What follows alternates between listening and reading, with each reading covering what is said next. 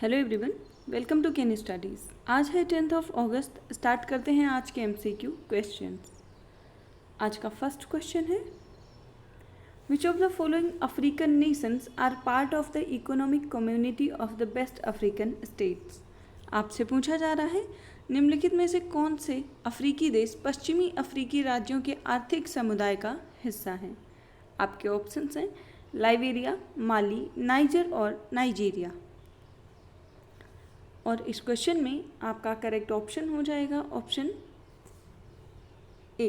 ये चारों ही देश economic community of best African states में शामिल हैं। ECOWAS की बात करें तो इसमें टोटल 15 मेंबर्स हैं, जिसमें Benin, Burkina Faso, Cape Verde, Cote d'Ivoire, the Gambia, Ghana, New Guinea, Liberia, Mali, Niger, Nigeria, Sierra Leone, Senegal और टोगो शामिल हैं। And around 400 million people lives in this region. इस रीजनल ग्रुप की बात करें तो इसको इस्टेब्लिश किया गया था 1975 में through the Lagos treaty with mandate of promoting economic integration among its member. बढ़ते हैं नेक्स्ट क्वेश्चन की ओर। State of the climate in Asia 2022 report is released by which organization. आपसे पूछा जा रहा है, एशिया में जलवायु की स्थिति 2022 रिपोर्ट किस संस्था द्वारा जारी की जाती है। आपके ऑप्शंस हैं intergovernmental panel on climate change, United Nations framework convention on climate change, global climate network या फिर वर्ल्ड मेटेरोलॉजिकल ऑर्गेनाइजेशन। आपसे state of the climate in Asia report के बारे में पूछा जा रहा है और इस क्वेश्चन में आपका करेक्ट ऑप्शन हो जाएगा ऑप्शन डी। WMO या वर्ल्ड मेट्रोलॉजिकल ऑर्गेनाइजेशन के द्वारा ये रिपोर्ट प्रकाशित की गई है। The world meteorological organization has come up with its 2022 state of the climate in Asia report, indicating that 2022 Asia experienced extreme climate events including high temperatures, droughts, floods and cyclones leading to significant socio-economic impacts। बढ़ते हैं next question की ओर। Who is going to lead 28 member Indian team in World Athletics Championship 2023? आपसे पूछा जा रहा है, विश्व athletics championship 2023 में 28 सदस्यीय भारतीय टीम का नेतृत्व कौन करेगा। आपके ऑप्शन हैं नीरज चोपड़ा, तजिंदर पाल सिंह तूर, तेजस्विन शंकर या फिर Priyanka Goswami.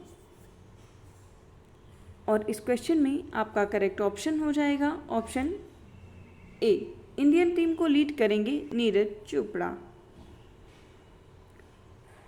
Olympic champion javelin thrower Neeraj Chopra will once again headline India's campaign in the world athletics championship, जिसका आयोजन किया जाएगा 19 अगस्त से बुडापेस्ट, हंगरी में, with the country fielding a 28 member team. तो आप ध्यान रखेंगे वर्ल्ड एथलेटिक्स चैंपियनशिप का आयोजन हंगरी में किया जा रहा है। बढ़ते हैं नेक्स्ट क्वेश्चन की ओर।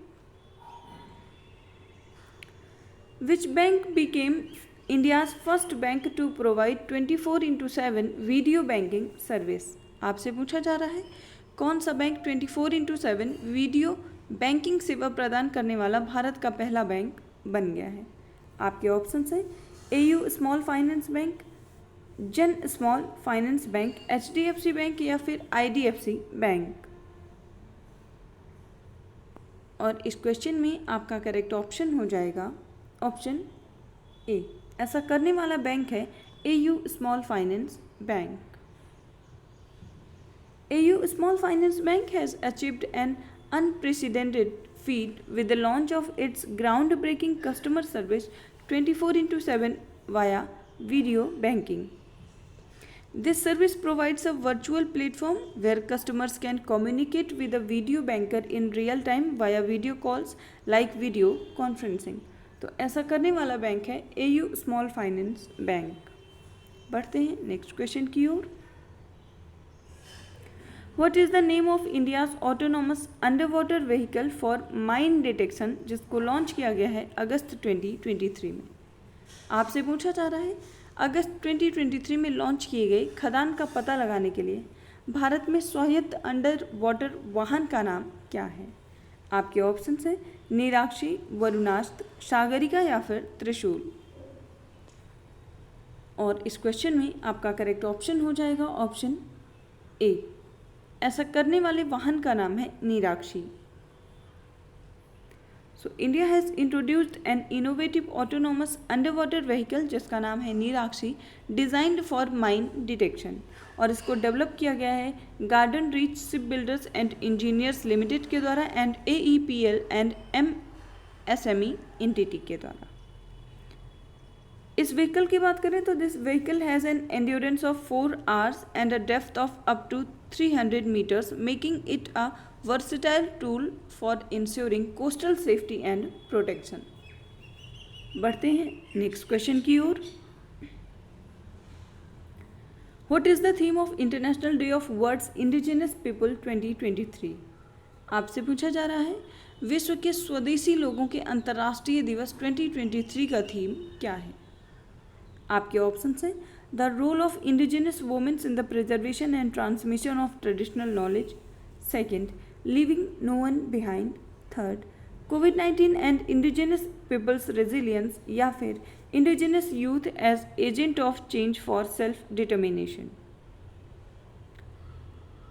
आपसे international day of world indigenous people की थीम पूछी जा रही है और इस क्वेश्चन में आपका करेक्ट ऑप्शन हो जाएगा ऑप्शन डी। इस वर्ष थीम है indigenous youth as agent of change for self determination. So the world observes world tribal day, जिसे वर्ल्ड इंडिजिनस डे भी कहते हैं, 9 अगस्त को। It is dedicated to advocating for and safeguarding the rights of indigenous population, और इसका aim है to offer a prime opportunity to actively work towards safeguarding the fundamental rights of tribal communities worldwide। और आपने theme देखी कि इस वर्ष की थीम है indigenous youth as agents of the change for self determination. बढ़ते हैं नेक्स्ट क्वेश्चन की ओर। सेंट्रल ब्यूरो ऑफ इन्वेस्टिगेशन, जिसे CBI कहते हैं, CBI academy becomes which number of member of the Interpol global academy network. आपसे पूछा जा रहा है केंद्रीय जांच ब्यूरो अकादमी इंटरपोल ग्लोबल अकादमी नेटवर्क की किस संख्या की सदस्य बन गई है? आपके ऑप्शंस हैं 10th, 11th, 12th या 13th। और इस क्वेश्चन में आपका करेक्ट ऑप्शन हो जाएगा option A. CBI Interpol global academy network का 10th मेंबर बन गया है। The Central Bureau of Investigation Academy becomes the 10th member of the Interpol Global Academy Network, and it will help in the development and delivery of joint training programs and research projects। CBI की बात करें तो CBI Academy is located in Ghaziabad and it is a premier training institution in the fields of crime investigation, prosecution and vigilance functioning। आज के current affair session में इतना ही। धन्यवाद।